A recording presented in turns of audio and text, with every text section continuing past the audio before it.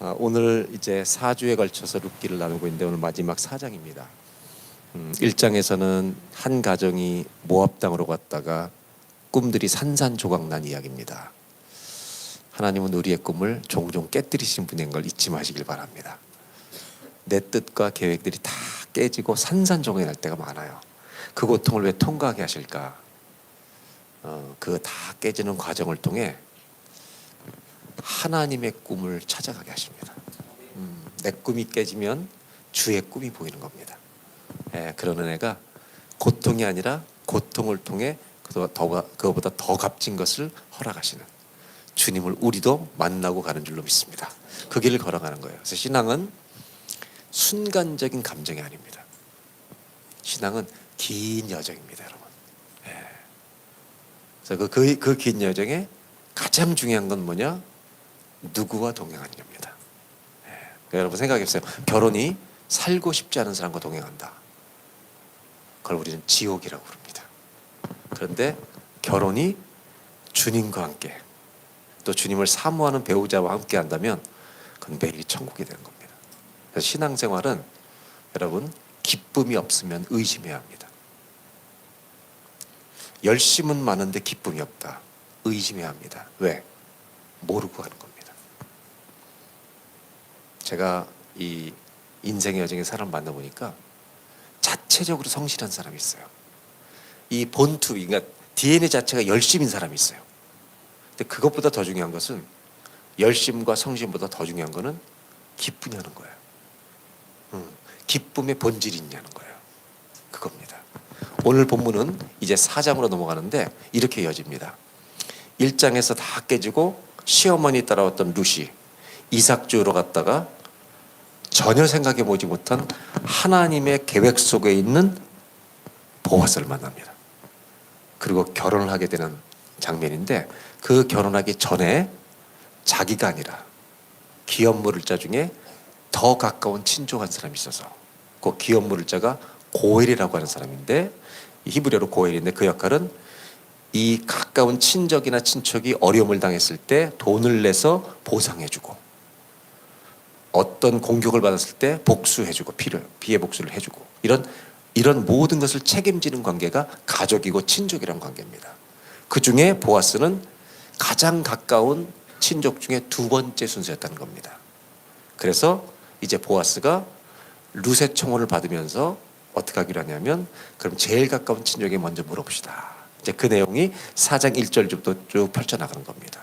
이때 전통은 그 동네 어른들, 성읍 장로들을 모아놓고 그 가장 가까운 기업 물을자한테 물어보는 겁니다. 이 집이 어려움을 당하고 있는데 이 집의 어려운 일을 당신이 사서 좀 보상해서 이 사람의 기업을 있게 해줄 수 있겠느냐라고 물어보는 겁니다. 그럼 이 사람은 그런 제도는 있었지만 자기가 책임은 있지만 의무는 아니에요. 노할 수도 있는 겁니다. 이제 그런 상황에서 오늘 성경이 펼쳐지는 거죠. 그래서 어른들을 다 모아놓고 보아스가 가장 가까운 친족을 데려다 놓고 물어보기 시작하는 겁니다. 그건 뭐냐면 이 모압 땅을 떠난 지가 10년이 넘었었기 때문에 이 엘리멜렉, 죽은 엘리멜렉, 나오미의 남편이었던 이 사람의 기업으로 되어 있는 이 지파에 있는 땅이 아들 말론과 기련 다 죽은 거예요. 그럼 이 땅이 누구한테 가는 거예요? 갈 사람이 없잖아요. 친족이 사는 이유 중에 하나가 뭐냐면 우리 지파의 땅이기 때문에 이 땅이 다른 지파로 안 가도록 친족이 사서 그 지파의 땅이 되게 하는 겁니다. 이제 그래서 그걸 지키는 거거든요. 이런 과정을 위해서 지금 절차를 밟고 있는 중입니다. 4장 4절부터 8절은 한국말이 좀 어려워요. 왜냐하면 정확하게 어떤 일이 벌어졌는지 우리는 몰라요. 예를 들면 나오미와 엘리멜렉이 고향을 떠날 때 이 땅을 이미 팔고 갔을 수도 있고 갔다 왔는데 이걸 누군가 농사를 그동안 맡겨놓고 질 수도 있고 이 상황은 모르는 겁니다. 근데 중요한 거는 남편이었던 엘리멜렉 그 아들들이 기업을 이을 수 없는 상황에 놓여있기 때문에 이 땅이 누군가에게 넘어가야 한다는 것입니다. 근데 그것은 친족이 사야 그 지파의 땅이 되는 거니까 이런 상황인데 4절부터 8절까지를 제가 쉬운 성경으로 세 번역으로 좀 읽어드리면서 설명을 드리려고 합니다. 보도록 하겠습니다. 룻기 4장 4절입니다. 아까 읽었던 4절이 이렇게 나와요. 나는 이 사실을 분명히 알려드리오 여기 앉아 계신 분들과 우리 마을 어른들께서 보시는 앞에서 나는 당신이 그 밭을 사라고 말씀드리오. 당신이 집안간으로서의 책임을 지겠다면 그렇게 하시오. 그러나 집안간으로서의 책임을 지지 않겠다면 그렇게 하지 않겠다고 분명히 말하여 주시오. 당신이 집안간으로서 친족으로서의 책임이 있는 첫째 사람이요. 나는 그 다음이요. 그러자 그가 대답하였다. 다 같이 내가 집안간으로서의 책임을 지겠어. 그러니까 이 가까운 친척이 자기가 책임을 지겠다는 거예요. 이 사람은 약간 속에 꿍꿍이 속이 있었습니다. 왜냐하면 이 사람이 돈이 있으면 이 땅을 주고 자기가 사서 가지고 있으면 자기의 기업으로 가지고 있으면서 이 기업의 이름을 이어주면 되는 거니까 플러스가 되는 걸로 먼저 생각을 했던 거예요. 이 사람의 친족의 이름으로 물론 해줘야 되지만 자기의 부동산이 는다는 생각에 앞섰던 겁니다. 이렇게 하려고 하는 순간이었어요. 그때 보아스가 한 가지를 더 얘기하는 겁니다. 왜냐하면 지금 이 집에 무슨 일인지 모르니까. 자, 5절을 보겠습니다. 보아스가 다시 말하였다. 그렇다면 나오미의 손에서 그 밭을 사는 날로 그걸 산 다음에 네가 그냥 확 가져서 네 부동산 늘어나는 것만 생각하지 말고 친족으로 책임을 다해야 되는데 고인의 아내인 엘리멜렉 집안의 고인의 아내인 모압 여인 룻, 즉 두 아들 말론과 기련 중에 두 아들의 아내였던 룻도 아내로 맞아들였어요. 여기서는 계대 결혼이 적용되는 거죠. 맞아들여야 하고 그렇게 하면 그가 물려받은 그 유산이 고인의 이름으로 남게 될 것이요. 이게 무슨 말이냐면 룻은 엘리멜렉의 아들의 남편이었는데 이 사람과 계대 결혼을 해줌으로 친척 결혼을 해줌으로 말미암아 아들이 처음 태어났는데 이 아들의 이름으로 이 땅이 갸업이 이어지면 엘리멜렉 집안의 땅으로 유지가 되는 거예요. 그러니까 이 사람이 가만히 생각해 보니까 이 땅을 사서 사기 전에 저 여자 결혼도 해야 되고 그다음에 결혼해서 아들을 낳으면 이 땅을 엘리멜렉 집안의 이름으로까지 넣어주면 가만히 보니까 계산해 보니까 내가 생각한 것과 다른 거예요. 그래서 여기서 이 사람이 정신을 똑바로 차리고 아 내가 안 해도 될 일이구나 이걸 이제 계산을 해서 멈추는 장면이 이제 그다음에 이어지는 겁니다. 그러자 그 집안간으로서의 책임이 있는 그 사람이 말하였다. 그런 조건이라면 나는 집안간으로서의 책임을 질 수 없어. 즉 손해보는 책임은 안 지겠다. 잘못하다가는 내 재산만 축나겠어. 나는 그 책임을 질 수 없으니 당신이 내가 져야 할 집안간으로서의 책임을 지시오. 이렇게 부탁하는 겁니다. 4장 7절에 이제 중요한 구절인데 옛적의 이스라엘에는 유산매매나 물물교환 같은 이를 법적으로 분명히 할 때는 한쪽 사람이 다른 한쪽 사람에게 뭐를 벗어요? 신발을 벗어서 주는 관습이 있었어요. 이 계약을 할 때는 이스라엘에서는 이렇게 함으로써 일이 확정된다는 증거를 삼은 거예요. 자, 이걸 기억하셔야 돼요. 뭘 벗어요? 신발 한 짝을 벗어야 돼요. 그러면 이 사람이 이 계약에 동의했다는 증거가 되는 겁니다. 8절 집안간으로서의 책임 있는 그 사람이 보아스에게 당신이 사시오. 즉 이건 책임을 안 지겠소 하면서 자기의 뭘 벗었어요? 신발을 벗어 줍니다. 그러니까 모든 성읍 장로들이 이 사람이 이거는 계약을 안 하겠다, 포기하겠다는 것을 다 이제 알게 된 겁니다. 여기 이해가 되시죠? 그러면 이 신발을 벗었다는 말은 한번 상상해 보세요. 이게 사람들에게 자랑스러운 일일까, 부끄러운 일일까? 네. 즉 이런 경우에는 부끄러운 일인 거죠. 왜 이렇게 했는지 모세오경에 있는 법이 있어요. 이제 그걸 보시면 여러분들이 이제 금방 알아차리는 겁니다. 보겠습니다. 신명기 25장 7절. 이런 제도예요. 그러나 그 사람이 만일 그 형제 아내 취하기를 즐겨하지 아니하거든 그 형제 아내는 그 성문 장로들에게로 나아가서 말하기를 내 남편의 형제가 그 형제의 이름을 이스라엘 중에 있기를 싫어하여 남편의 형제된 의무를 내게 행치 아니하다 할 것이요. 이 사람 책임 안 진다고 합니다라고 사람들 앞에 말하고 그 다음 8절 성읍 장로들은 그를 불러다가 이를 것이며 그가 이미 정한 뜻대로 말하기를 내가 그 여자 취하기를 즐겨 아니하노라 하거든. 이제 중요한 게 29절입니다. 다 같이 한번 읽겠습니다. 시작.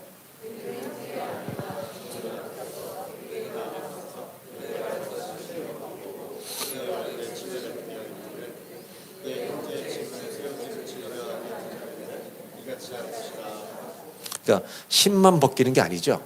그다음에 뭘 뱉어요? 그러니까 여러분 손해보는 게 되게 수치스러운 거예요. 친족으로서 책임을 안 질 때 수치스럽게 만드는 거예요. 이 사람은. 신발을 벗기고 뭘 뱉어요? 얼굴에.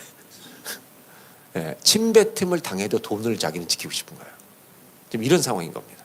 자, 그 다음 절 10절에 여기에 이제 그 가정에 별명이 붙어요. 이스라엘 중에서 그의 이름을 신 벗겨온 자, 신발 벗겨온 자의 집이라 이제 칭하는 거예요.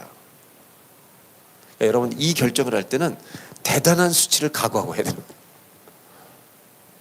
그러니까 신발만 벗겨온 게 아니라 보니까 침도 뱉고, 그리고 그 집은 이 딱지가 딱 붙는 거예요. 신발 벗겨온 집안이다. 그래서 성경에 고마운 게 하나 있어요. 그렇게 보아스까지 이름을 밝히고 요 거부한 사람의 이름을 안 밝혀주는 하나님의 센스. 아무개요 이렇게 얘기하잖아요. 그 사람의 이름을 보호해 주세요, 하나님이.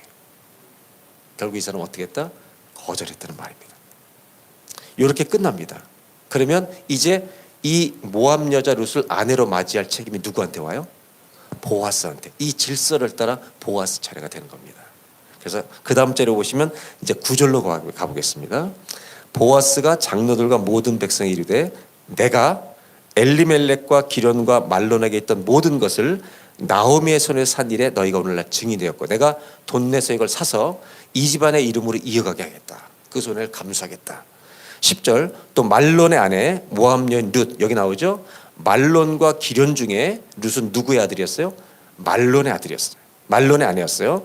사서 나의 아내로 취하고 그 죽은 자의 기업을 그 이름으로 있게 하여 그 이름이 형제중과 그것 성문에서 끊어지지 않게 하며 너희가 오늘날 증인이 되었느니라.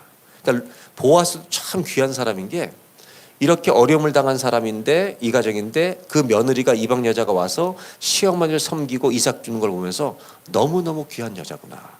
이걸 보고 마음이 동하고 하나님이 일하신 걸 느껴서 자기가 이 여자와 결혼해서 아들을 처음 낳으면 그 집안의 이름을 이어지게 하고, 그래서 이 자녀가 그 집안으로 이어갈 수 있도록 해주고 자기가 하겠다는 것입니다. 그것이 오늘 이제 10절의 내용입니다. 11절 성문에 있는 모든 백성 장로들이 가로되 우리가 증인되노니 여호와께서 너희 집에 들어가는 여인으로 이스라엘 집을 세운 라헬 레아 두 사람과 같게 하시고, 이 축복이 하루죠.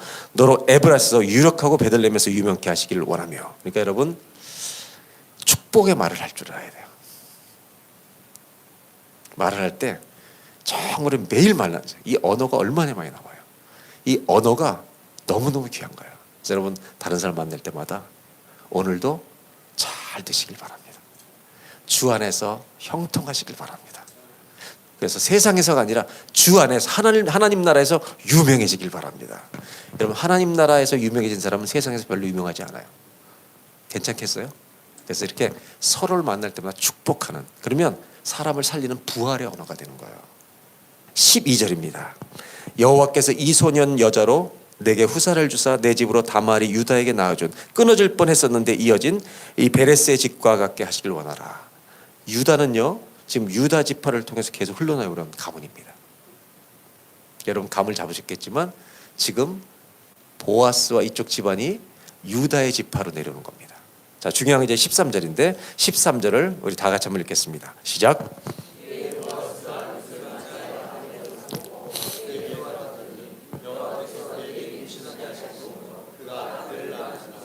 성경이 독특한 표현을 해요. 보아스가 룻을 맞이해 아내를 삼고 그에게 들어왔더니, 이 부분은 생략돼도 돼요. 그가 아들을 낳은지라고 하도 돼요. 근데 요새 이거 꼭 괄호를 넣어서 이렇게 넣어놔요. 누가 임신하게 하셨어요? 우리한테 주님 말씀하시는 바가 있어요. 너희가 여기서 요만큼 걸어가는 것도 여호와께서 허락하셔서 가는 거다. 생명 하나 얻는 것도 여호와께서 허락하셔서 얻는 거예요. 아멘입니까? 일어날 때마다 감사해야 돼요. 아, 살았구나 이 정도가 아니라 딱 아내를 봤는데 내가 아내를 알아볼 수 있어. 아, 얼마나. 모든 매사가 감사하면 1년에 365일이 감사절이 되는 거예요. 아멘입니까? 그래서 아들을 낳은 거예요. 이제 그 다음이 아주 독특한 표현이 지금 나오기 시작합니다. 제가 이제 설명드릴게요. 14절 여인들이 나옴에게 이르되 찬송할지로다. 여호와께서 오늘날 내게 기업 물을 자가 없게 아니하셨도다. 이 아이의 이름이 이스라엘 중에 유명하게 되기를 원하노라. 이는 15절 내 생명의 회복자며 내 노년의 봉양자라. 다 같이 곧 너를 사랑하여 7 아들보다 귀한. 얼마나 말이 예뻐요. 이방 여자가 들어왔는데 아유 아들만 하겠니? 이게 아니라 7 아들보다 귀한 뭐예요? 여러분 이런 시어머니가 되시길 바랍니다. 눈만 좋아하지 마세요. 이런 말을 할 수 있는 시어머니의 수준이 돼야 돼요. 그런 가정에 룻을 주시는 거예요. 아멘. 네. 그래서 이렇게 말하는데 그 다음 16절이 이 독특한 표현입니다. 다 같이 읽겠습니다. 네. 나오미가 아기를 취하여 품에 품고 그의 양육자가 된 이렇게 됐어요. 자, 누구 아들이에요 지금? 룻의 아들이 태어났어요. 그러니까 룻이 아들을 낳는데 나오미가 한번 안아본 거죠, 할머니가. 안아봤는데 너무 감사한 거예요. 우리 집이 완전히 빈털털이 들어왔었는데 보아스를 만나게 하시고 우리 집안의 가문의 땅을 잇게 하시고 또 이렇게 손주까지 주셔서 안았는데 얼마나 아름다운 장면이에요, 그죠? 우리 권사님, 어메이징 갔던 권사님 온 가족이 왔었잖아요. 오늘 잠깐만 권사님 잠깐 나와주세요. 예, 예, 그렇지. 예. 이제 이분이 약간 나옴이라고 하자고요. 예. 여기를 보세요, 여기. 그리고 이게 애기예요. 응? 루시란 애기인데 성경에 제가 일부러 저기 써놓은 게 뭐냐면 NASB라는 영어 성경에 뭐라 하냐면 마치 지 아들인 것처럼 안고 있다는 거예요. 지 아들인 것처럼 기뻐 죽는 거예요 지금. 요 장면을 보여주는 거예요 여러분. 우리 집에 모압 땅에서 돌아올 때 뭐라고 했냐면 풍족하게 나갔는데 하나님 날 빈털털이 되게 돌아오셨다. 그랬던 사람이 이런 일이 벌어질 줄 모른 거예요. 룻이 이삭 죽게 하면서 보아스 만나고 하나님 우리 집 도우시는 거야 깨닫고 그러다가 결혼하게 되면서 손주까지 생기니까 입이 째져야 안 찢어요. 너무 기뻐하는 장면. 요게 지금 룻기 4장에 지금 요 분이에요. 벌써 상상만 해도 좋죠. 근데 여러분 봐요. 손주를 안고 있는데 마치 자기 아인 것처럼 안고 있는데 여러분 요것만 보이죠. 오늘 제가 보이는 게 뭔지 아세요? 이 나오미와 아기를 안고 계신 하나님을 보실 줄 알아야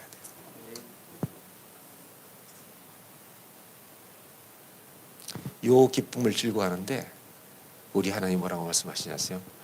내가 너를 안고 있는 거야.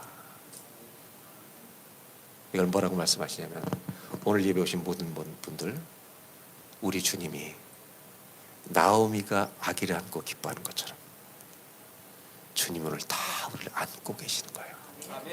아멘입니까? 요 장면을 보여주고 계신 거예요.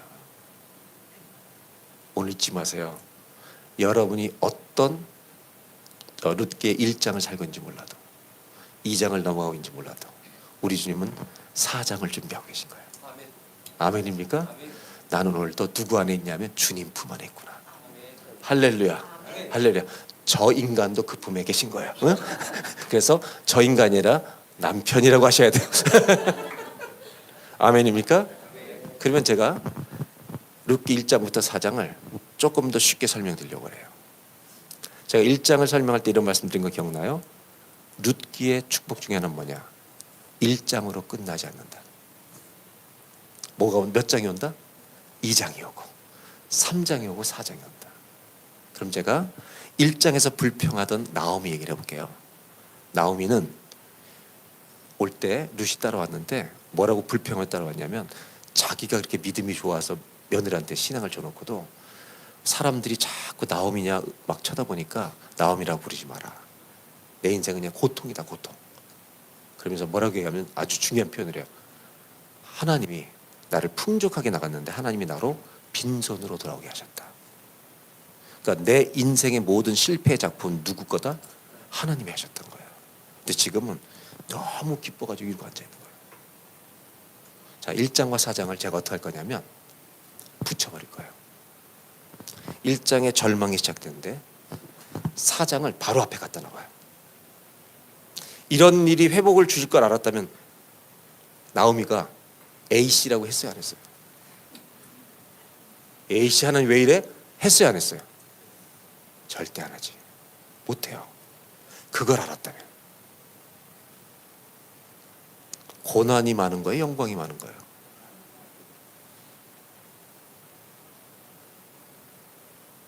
근데 우리가 실수하는 게 뭔지 아세요? 고난이 오면 전부 다 현미경을 꺼내. 뭐 하냐면 내 고난이 얼마나 큰지를 묵상해. 그러니까 죽는 거야 다.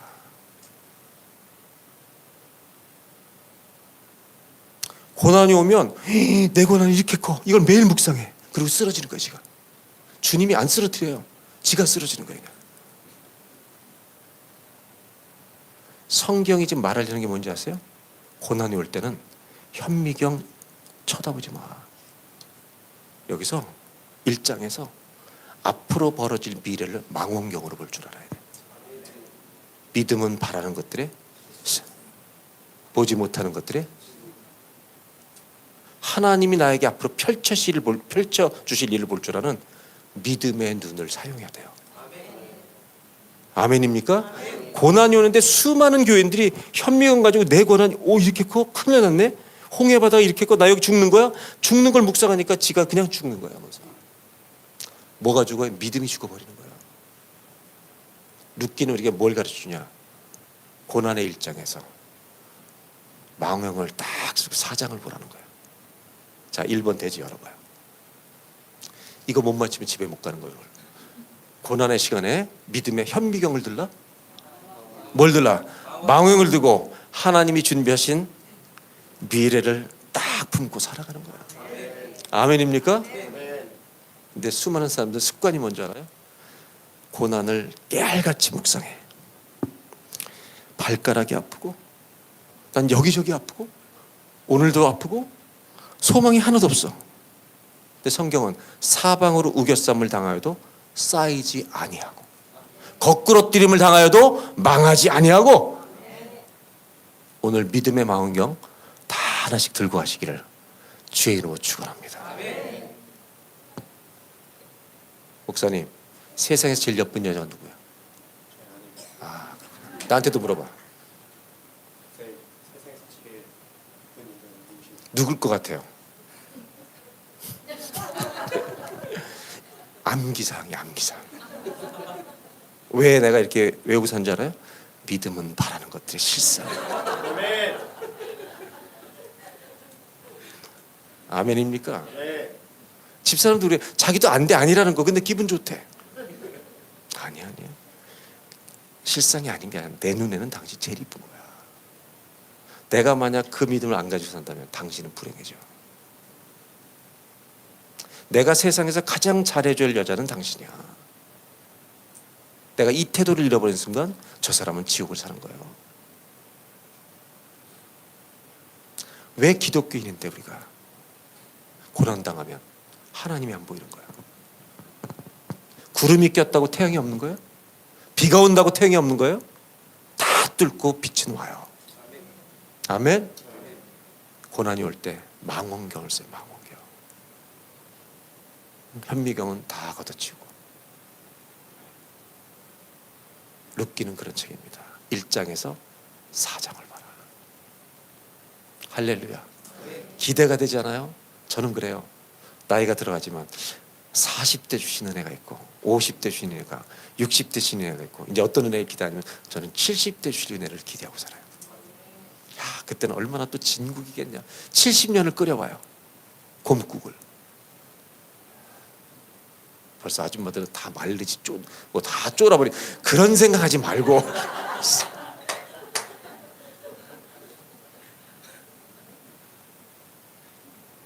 그 은혜의 깊이가 얼마나 깊을까.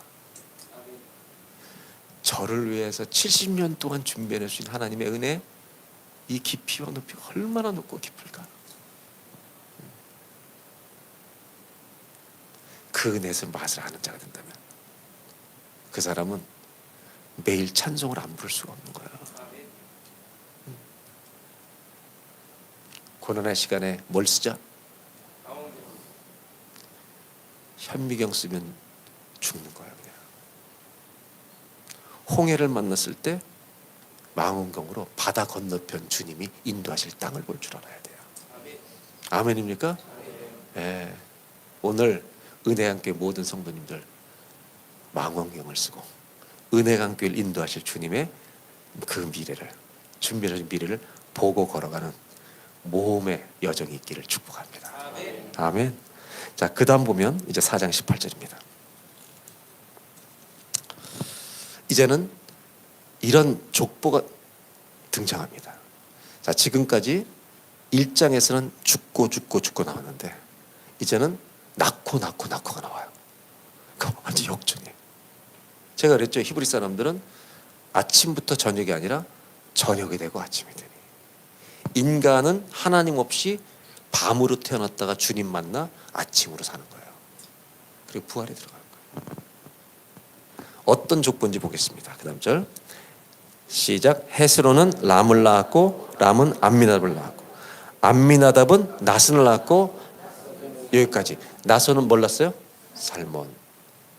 나손이 난 사람이 살몬인데 이제 그 다음이 중요해요. 살몬은 누구랑 결혼했냐? 그 다음 볼까요? 살몬은 보아스의 아버지 누구다? 보아스는 알았지만 보아스의 아버지 이름 몰랐던 거예요. 보아스 아버지 이름은 살몬이다. 이거 잘 알고 계세요. 이따 물어볼 거예요. 제니 물어볼 거예요. 내가. 응? 셀몬이 연어를 말하는 건 아니야. 응? 보아스의 아버지 이름은 뭐다? 살몬이다. 제가 이 얘기를 왜 거듭하는지 아세요? 깜짝 놀랄 일이라기 때문에요. 보아스는 살몬은 보아스를 낳았고 보아스는 누굴 낳아요? 오벳을 낳았어요. 자, 오벳도 중요해요. 오벳은 누굴 낳나? 그 다음 오벳은 이새는 다윗을 낳았어요. 자, 그러면 다윗은 여기에 기록된 거 보니까 사사기는 적어도 언제 쓰여졌다? 아니, 다윗 이전에 쓰여졌다, 다윗 이후에 쓰여졌다. 이건 다윗 시대랑 연관돼서 기록된 거구나.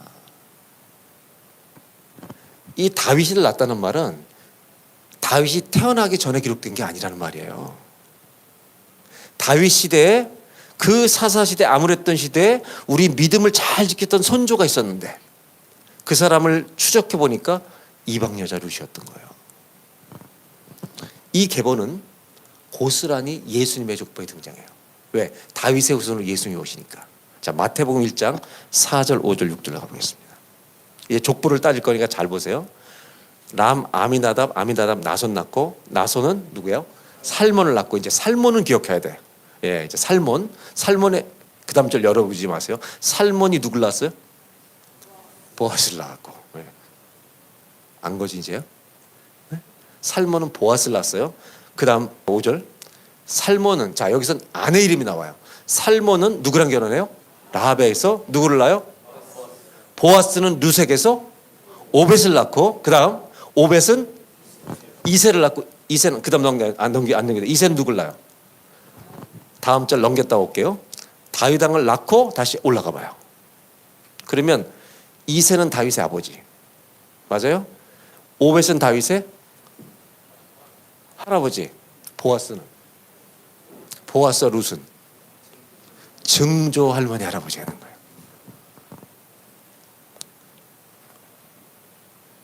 자, 룻은 다윗에게 무슨 할머니예요? 할머니의 증조예요. 증조 할머니. 이게 얼마나 놀라운 역사를 하나님 보시냐면, 룻이 모압 땅에서 떠날 때 다윗 왕의 조상이 될 줄 알았겠어요? 이 생각을 했겠냐고요. 많은 사람들은 내가 여기 가서 유명한 집안에 뭐가 돼야지 그런데 그게 아니에요. 그런 생각을 하나도 안 끄고 이삭 주우러 갔던 것뿐이에요. 근데 이삭을 준 밭, 여호와의 밭에 하나님은 다윗의 조상이 될 계획만 가셨던 게 아니라, 이게 지금 누구 족보에 마태복음? 누구 조상이 되신 거야? 여러분, 룻이 인생 망쳤다고 시어머니하고 한판 붙고 싸우고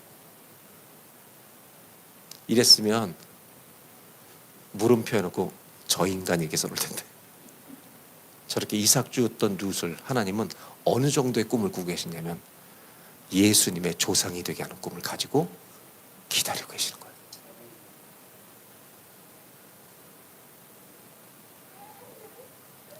우리가 어떤 고난을 당할지라도 내가 오늘 할 수 있는 작은 거 이삭 주기 하나를 시작할 때 우리 여호와의 밭에 도달하게 되는 거예요. 그 여호와의 밭에는 우리가 상상할 수 없는 하나님의 역사가 준비되어 있는 거예요. 아멘이죠. 그리고 제가 이 얘기를 그렇게 강조하는 이유는 첫째, 룻은 누구의 조상이 됐다? 다윗 정도가 아니라 예수님이 조상이 되는 어마어마한 꿈을 가지고 주님은 기다리고 계셨다. 그러니까 오늘 오신 여기 여러분들, 여러분의 고향이 어딘지 아무 관계없어요. 이런 질문한 거예요. 그러면 내가 오늘 믿음으로 살면 우리를 향한 하나님의 역사는 있을까요? 없을까요? 있어요? 없어요? 그래도 나는 안 쓰시겠지. 그런 사람 반드시 써요. 아멘. 자, 여러분 놀라운 것은 성경을 읽을 때 하나님이 이 인생에 들어와 개입하시는 사건이 누구한테도 벌어질 수 있다? 나한테도 벌어질 수 있구나. 이것을 믿음이라고 하는 거예요. 남에게 벌어진 이야기 아니라 이 일은 나한테도 올 수 있구나. 아멘. 더 이것과 함께 제가 이 소개를 한 이유가 또 하나 있어요. 여러분, 유대인들은 이방인을 귀하게 여겨요, 우습게 여겨요?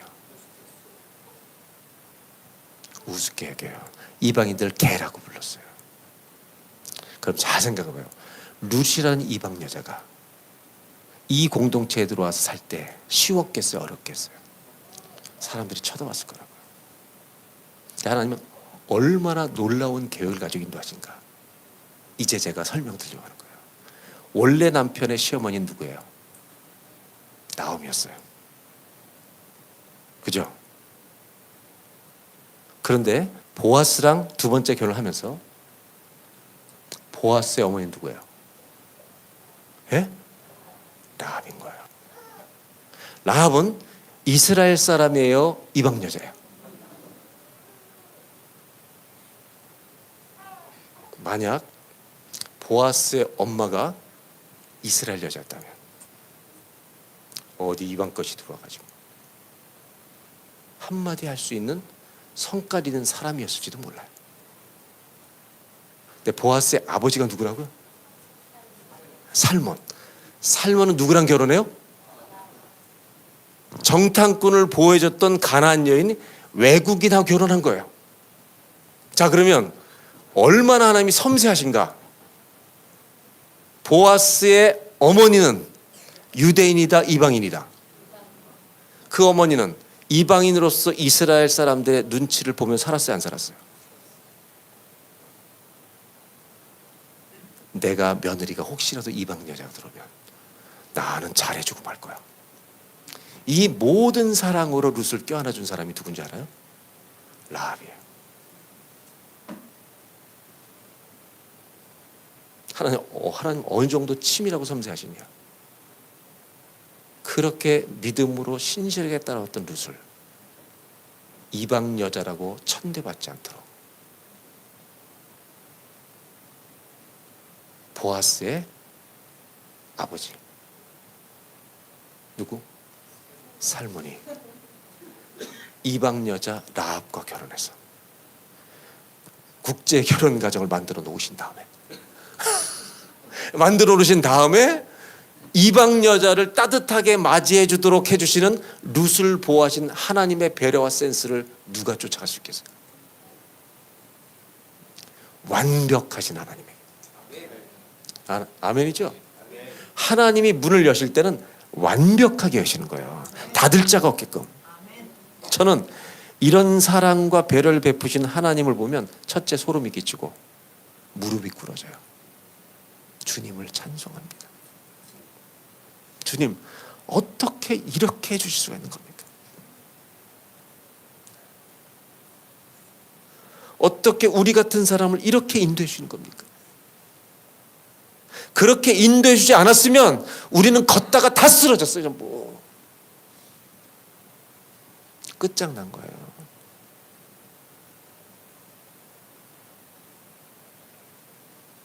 여러분, 예수님의 족보에 라합을 왜 적어놓은지 아시겠어요? 난 룻을 험한 데다 내놓고 싶지 않았어. 이방 여자였던 시어머니가 이방 여자를 잘 받아주시더라고요. 우리를 소름 끼치게 하시는 하나님을 찬송합니다.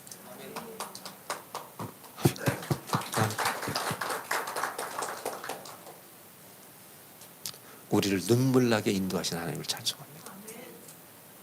그래서 어떤 고백이 터지냐면 하나님은 진짜 살아계십니다. 이 하나님이 나의 하나님이 된 것이 제 인생의 평생의 축복입니다. 아멘입니까? 성경이 뭘 보여주냐? 네 인생에 봐, 절망이지다. 일장의 절망이지. 그 절망 중에 이삭주로 나가면 여호와의 밭에 도달하게 된다. 거기에 뭐가 있는지 아세요? 이삭을 주는 줄 알았어요. 아니요, 소망을 주는 거예요. 믿음으로 가는 사람은 매일 소망을 주는 거예요. 한번 따라 하시게. 두 번째로, 우리의 절망 가운데 하나님은 소망의 길을 감춰두십니다. 아멘입니까? 여러분, 절망이라는 그 시간에 믿음의 길을 한 걸음씩 걸어가시면 여러분은 그 가운데 감춰놓은 소망이라는 하나님의 계획을 만나 내 인생에 이렇게 역사하신 주님을 놀랍게 체험하게 될 줄로 믿습니다. 이것이 룻기 보여주는 마지막 족보 이야기예요. 그리고 끝으로 결론을 맺으려고 그래요. 세 번째 이겁니다. 여기서 우리가 오해하지 말 게 있어요.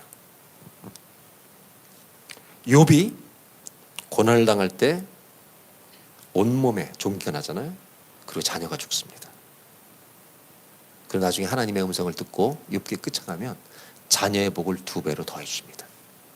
뭐냐면 여러분, 자녀를 2배로 주셔도 죽은 자녀는 죽은 자녀의 고통을 갖고 있는 거예요. 맞아요? 맞아요? 이걸로 대치되는 건 아니에요. 다른 기쁨을 주신 거예요. 자, 여러분, 보아스랑 결혼해서 나도, 자녀를 낳아도 내 남편이 죽은 것은 현실이 아니에요.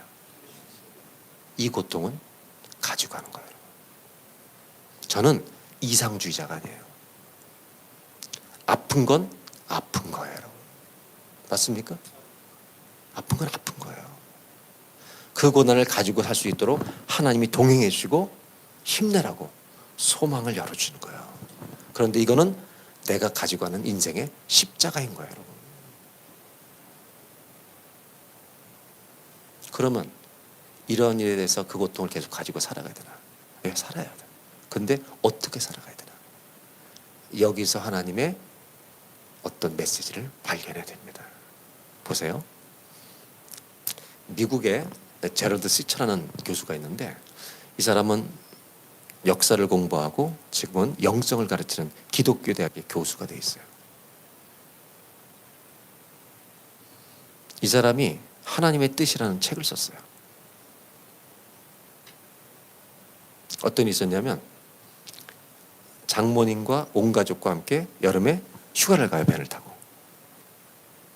그리고 돌아오는 길에 자기 실수가 아니라 상대방의 실수로 운전자가 이 차를 정면 충돌을 해요. 그래서 정면 충돌해서 장모님이 즉사하시고 아내도 즉사하고 아이들 셋 중에 하나가 죽어요, 그 자리에서. 그리고 혼자서 남은 아이들 길렀어요. 이 고통을 통과할 때 이분이 기도하면서 그 슬픔을, 괴로움을 주님 앞에 다 머물고 기도하면서 쓴 글들이 있어요. 그리고 하나님의 뜻은 그때 이런 질문을, 본질적인 질문을 했던 거예요. 자기 인생으로서. 어떤 질문인지 아세요? 하나님은 내가 결혼할 때 내 아내가 교통사고를 당해 죽게 될 것을 미리 아셨을까? 이런 질문까지 해요. 정말 너무 슬프니까, 너무 힘드니까 이 질문을 한 거예요. 자, 물어볼게요. 하나님 아셨어요? 모르셨어요? 내 장모님, 내 심지어 아이 중에 하나가 죽을 걸 아셨을까? 모르셨을까? 아셨다는 결론에 돌아가요. 그리고 이렇게 또 하나 질문을 해요. 그렇다면 이 아내와 결혼하는 게 맞았던 것일까? 이 질문까지 하게 돼요. 결혼 안 했으면 그 사건은 안 벌어졌으니까. 이런 인간적으로 정말 내 내면에 깊은 질문을 하게 된 거예요. 그리고 답을 얻어요. 한 것이 옳았다. 이 고통은 내가 안고 가지만 한 것이 옳았다. 왜냐? 이 여정을 걸어오면서 그 힘든 나를 돌봐주신 주님을 만났기 때문이다. 그 주님이 나를 매일 돌봐주지 않았으면 나는 걸어올 수가 없었다. 나는 내 가정을, 내 자녀들을 나보다 더 잘 돌봐주신 하나님을 더 뜨겁게 신뢰하며 지금까지 살고 있다. 그리고 더 기가 막힌 말을 거기다 써놔요.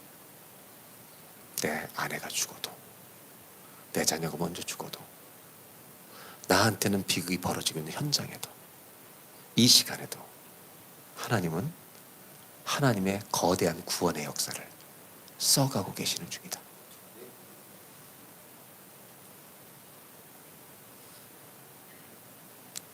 오늘 제목은 다시 쓰는 역사예요. 우리는 이렇게 적을 줄 알아야 돼요. 내 인생에 비교가 왔을 때 슬픔이라고 쓰고 하나님의 구원의 역사라고 읽을 줄 알아야 돼요. 내 인생에 자녀를 잃었어도 하나님의 구원의 역사는 진행 중이에요. 내가 중심이 아니에요. 역사의 중심은 주님이세요. 아멘. 아멘. 오늘 부른 찬양 있잖아요. 주님은 왕이십니다. 그거예요. 주님은 왕이십니다는 찬양을 부르면 어떤 일이 벌어지냐? 내 역사를 다시 쓰게 되는 거예요. 저는 여러분 이런 블레싱 축복이 있길 바라요. 여러분이 살아온 인생 있잖아요. 여러분 혼자 가면 여러분의 이야기로 끝이 나요. 마이 스토리야, 마이 스토리. 근데 주님의 말씀을 따라가면 주님이 써가시는 거대한 구원의 역사에 나를 넣어주시는 하나님의 이야기가 되는 거예요.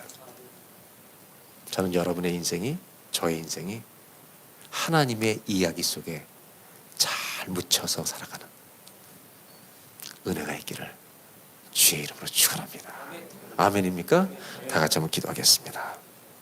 지금은 우리의 기업물을 자 영원한 구원자 되신 우리 구주 예수 그리스도의 은혜와 절대로 우리를 버리지 않으시고 끝까지 붙들고 천국까지 동행해 주시는 하나님 아버지의 신실하신 사랑하심과 성령님의 인도하심과 동행하심과 일으켜 주시는 역사가 하나님만을 예배하고 믿음의 마음을 가지고 이 세상을 살아가기로 결단하며 나아가는 우리 모든 은혜강 믿음의 가족들과 방문 중인 우리 성도님들 위해 지금부터 영원토록 함께하여 주시기를 간절히 축원하옵나이다.